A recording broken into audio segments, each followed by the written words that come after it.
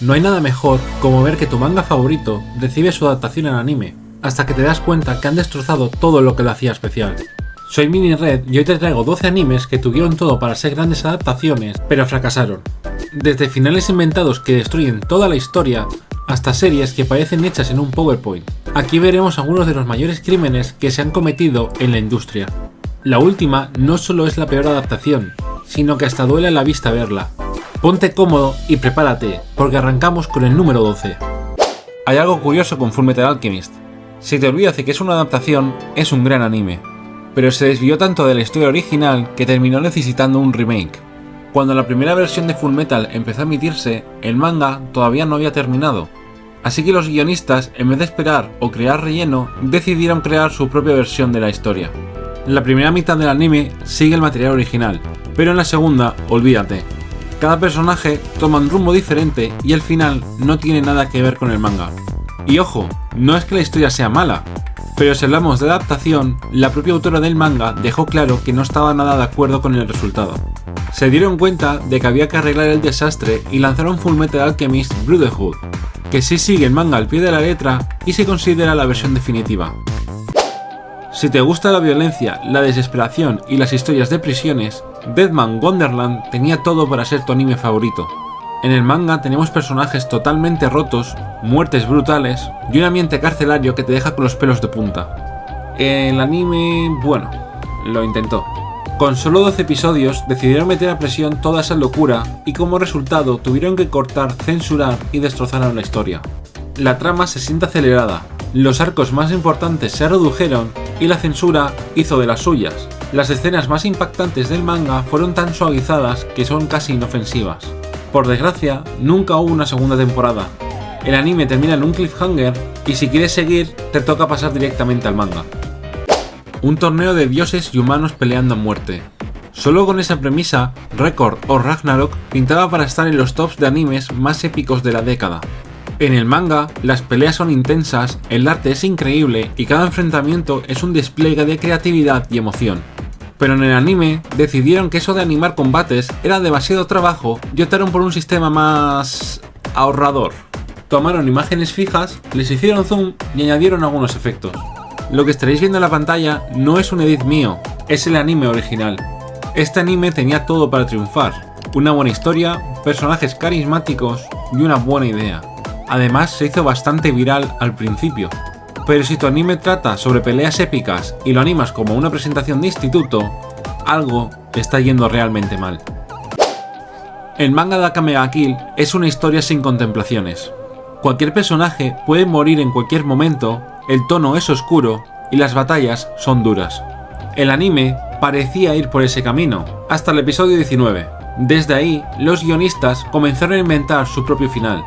Se apresuraron en cerrar la historia, recortaron momentos cruciales y se cargaron el impacto emocional de las muertes. En el manga, cada pérdida tiene un peso narrativo importante, sin embargo aquí, las muertes parecían elegidas al azar. El resultado fue un final que no solo decepcionó a los fans del manga, sino que también dejó sin sentido la evolución de muchos personajes. Si ves Akame ga Kill sin haber leído el manga, es un anime entretenido con peleas espectaculares y un ritmo trepidante. Pero si conoces la historia original, sentirás un poquito de rabia por cómo se desperdició un material con tanto potencial. Gantz es uno de los mangas más extremos que existen. Violencia sin filtros, situaciones retorcidas y una tensión constante donde cualquier personaje puede morir en cualquier momento. Si había una historia que necesitaba una adaptación brutal y sin censura, era esta, pero no fue el caso.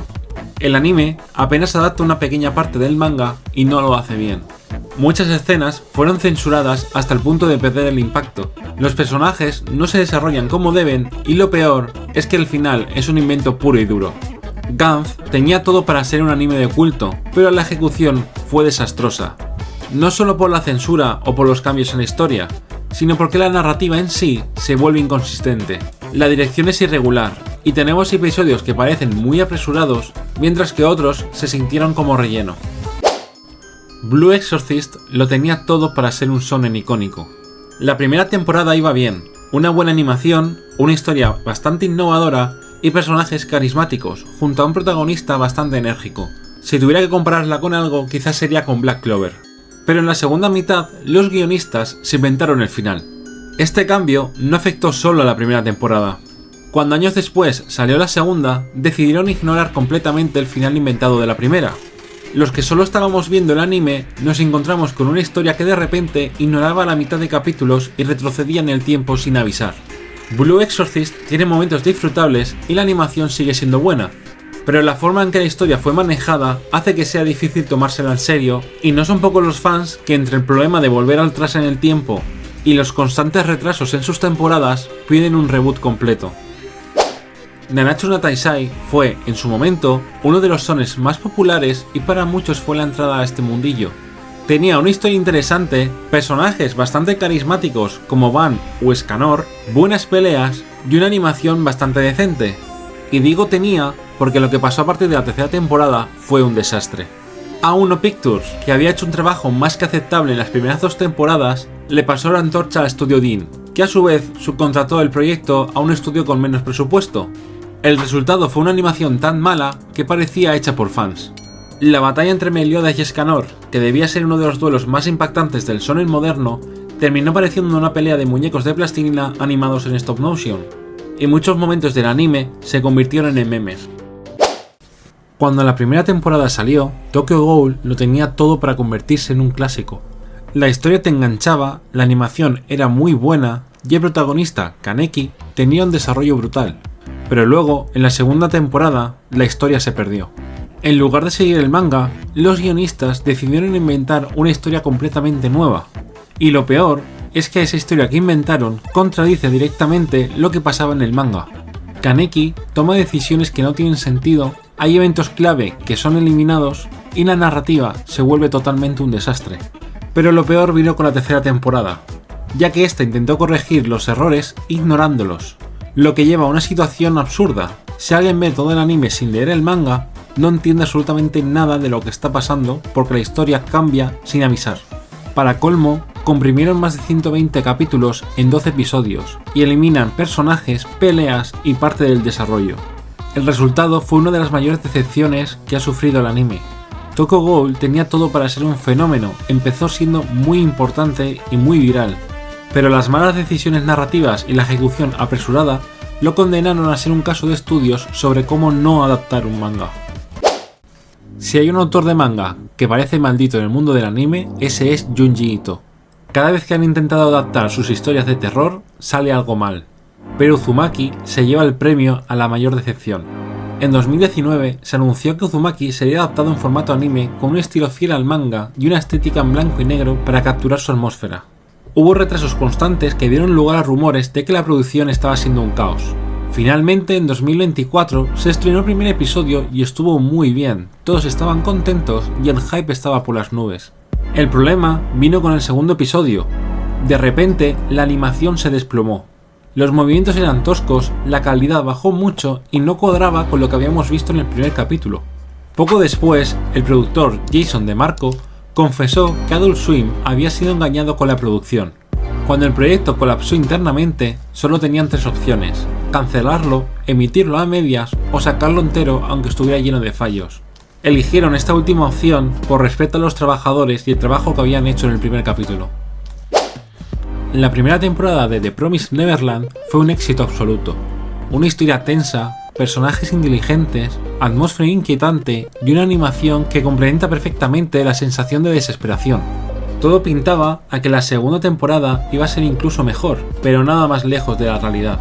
Para empezar, eliminaron un arco por completo, y no contentos con eso, también recortaron personajes esenciales, aceleraron el desarrollo de los personajes, y como broche de oro, decidieron que el final podía resumirse con una presentación de diapositivas, literalmente, de diapositivas.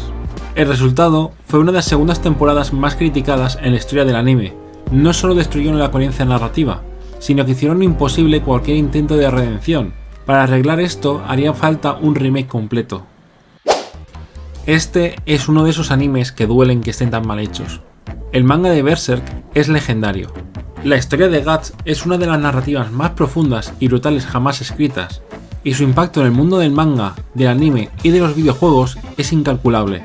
La película de la Edad de Oro no está nada mal, pero lo del anime de 2016 fue un insulto a la obra de Kentaro Miura. El CGI es, sin exagerar, uno de los peores jamás vistos. Los personajes parecen que estén modelados para un videojuego de hace 20 años, con movimientos robóticos y peleas que se ven torpes. Y si la animación no era suficiente desastre, la dirección tampoco ayudó.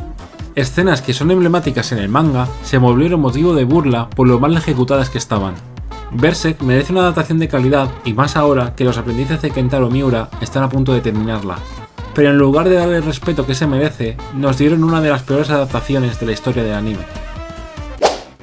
Y llegamos a la joya de la corona de los animes mal adaptados. Os presento Exarm. En este caso, desde el primer tráiler ya se veía venir el desastre.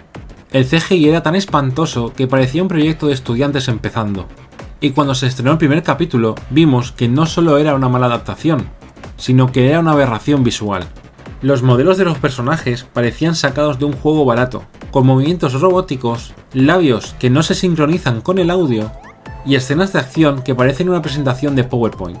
Pero el desastre no termina ahí. La dirección es inexistente, la historia no tiene ritmo y el resultado es un anime que es imposible ver sin que te rías de lo ridículo que parece. Si alguna vez estás viendo un anime y piensas que está mal hecho, piensa que podría ser peor, podría ser Exarm. Y antes de que te vayas, recuerda que en la pantalla estarás viendo uno o varios vídeos recomendados por YouTube directamente de este canal. Si te ha gustado este contenido, échale un vistazo porque seguro que también te va a encantar. Nos vemos allí.